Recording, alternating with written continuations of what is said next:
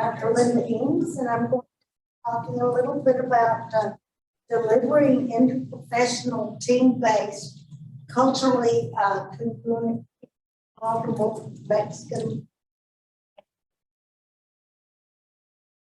And I'm going to discuss the findings.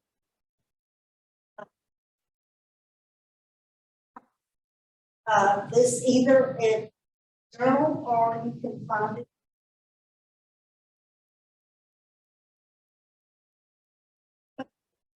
You've already been told, speakers today, is that interprofessional has a different healthcare profession.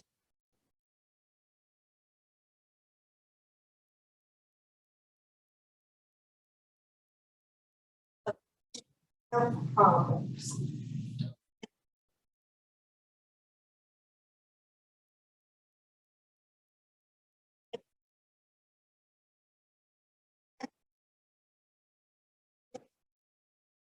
In offering quality, because this is all in relation. They're transmitted back ways of a particular group.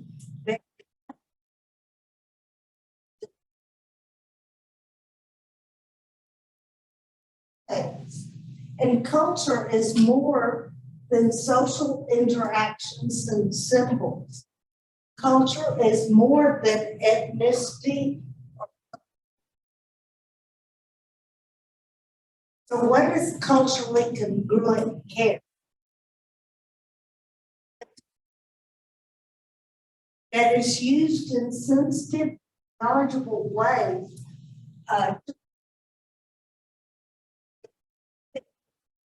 values and beliefs of the patients to improve health. Now you notice that that is underscored because it is the patient, not yours, you know, even though you may have some shared beliefs between.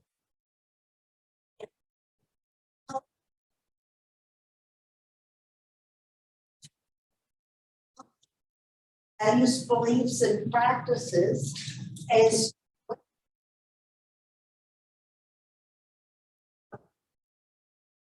cultural groups or populations.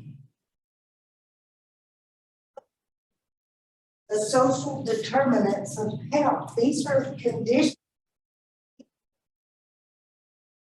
grow, live, work, and age, and influence cultural beliefs and practices.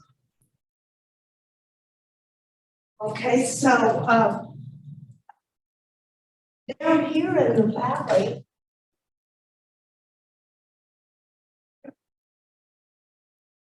that we're going to talk about. There's about 500,000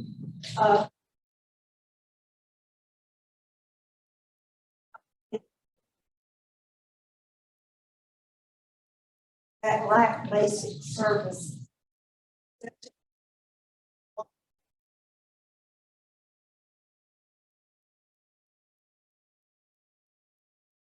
On average.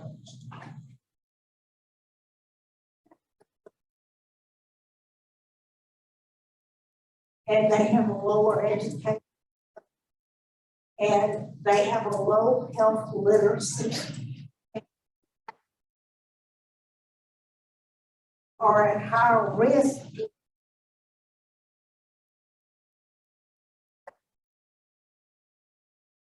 And so these are findings that in delivering culturally good care from our culturally congruent care, race and ethnicity. Culturally congruent care is an interprofessional team. It encompasses understanding of beliefs and patterns any population. And that while there may be shared values, beliefs, and practices, the culturally congruent care is focused on the values, beliefs, and practices. And establishing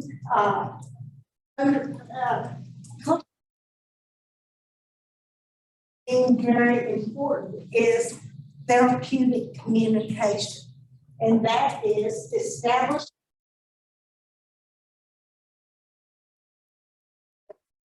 and also important. And one thing that one participant brought out in the is even like if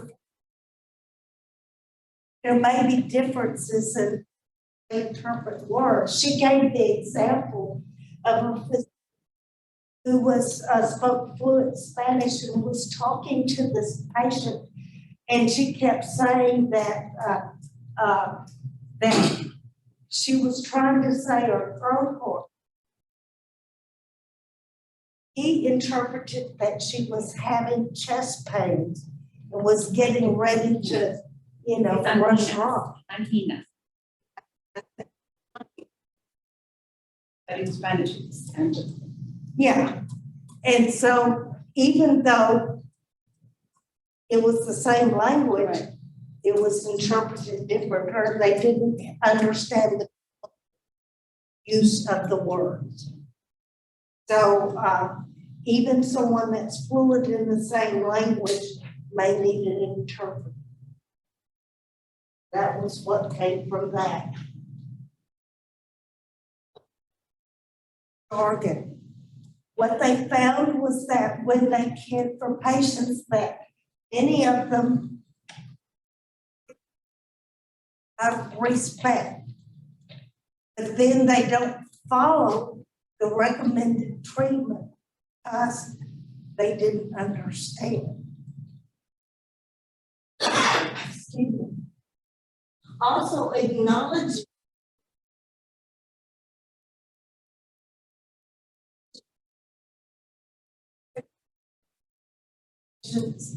permission, but they tend to,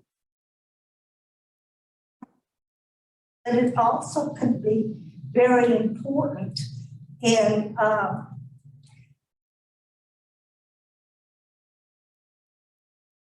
following through with recommended treatment plans if the family is all involved in the treatment together.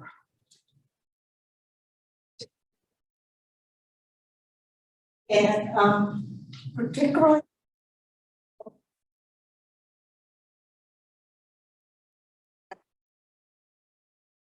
and listen and remain.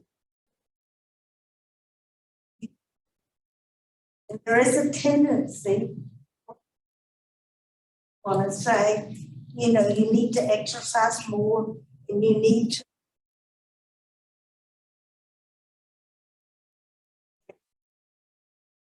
agreement, and then nothing changes.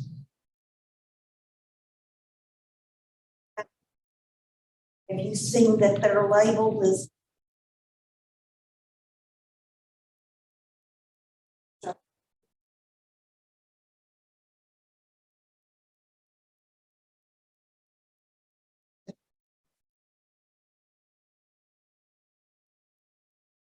non-medical modalities?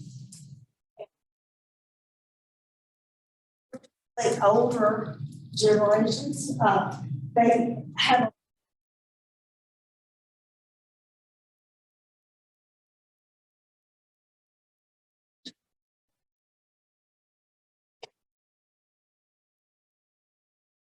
and understanding it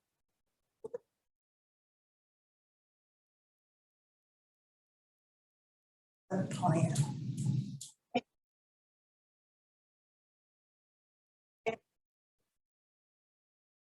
Is that many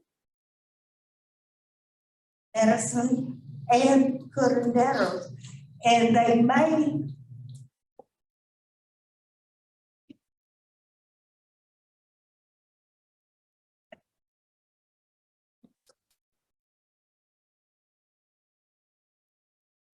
and they're more available. So it actually is a part of your health care.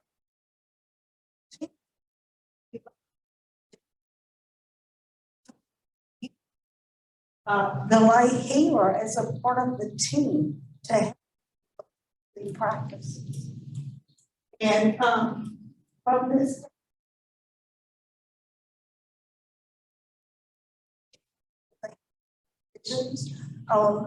you know, who goes to the, you know, the doctor, or should they, you know, practice some sort of treatment at home. We all use self-treatment, you know. I don't think so.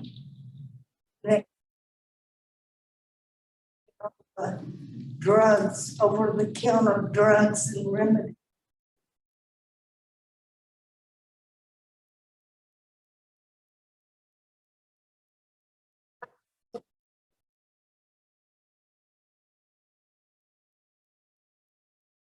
Avoid seeking help from a physician.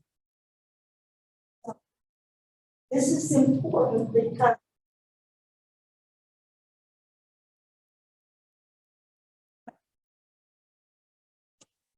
to want to encourage the men, but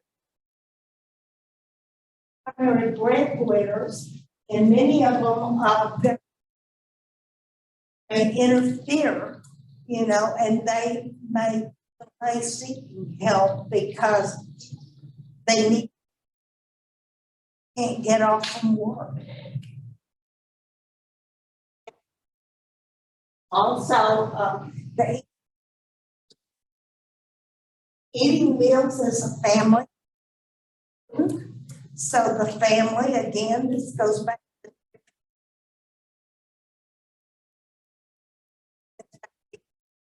if the woman is cooking different separate meals, you know, then there may be a lack of compliance because they may not be able to afford, you know, healthy eating. And so cooking for different people, you know, can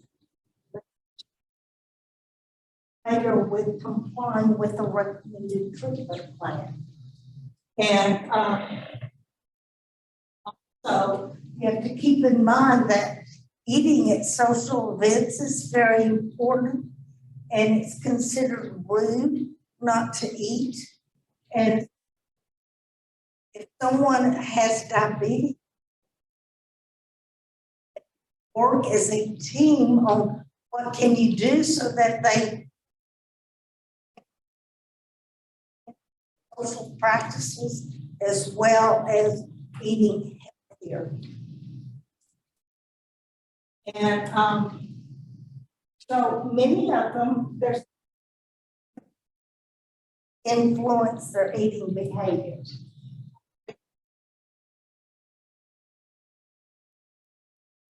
Transportation to grocery chains. Produce is very expensive, and way to, you know, to freeze it or to, so you have to take that.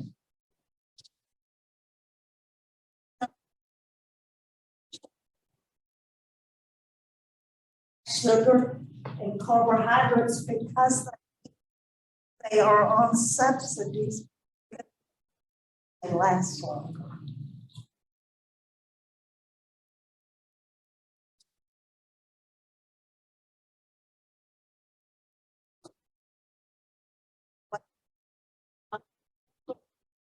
Overweight or obese is good health and social status.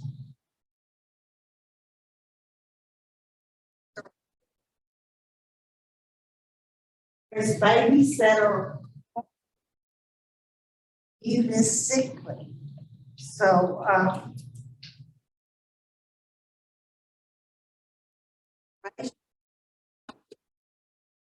the ideal body weight. And while team members and patients shared beliefs and practice, patients' cultural beliefs and interprofessional team together to address both the cultural and social ecological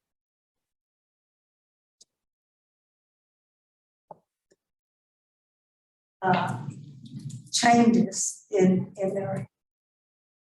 So it really does take a team. So are there any questions, comments?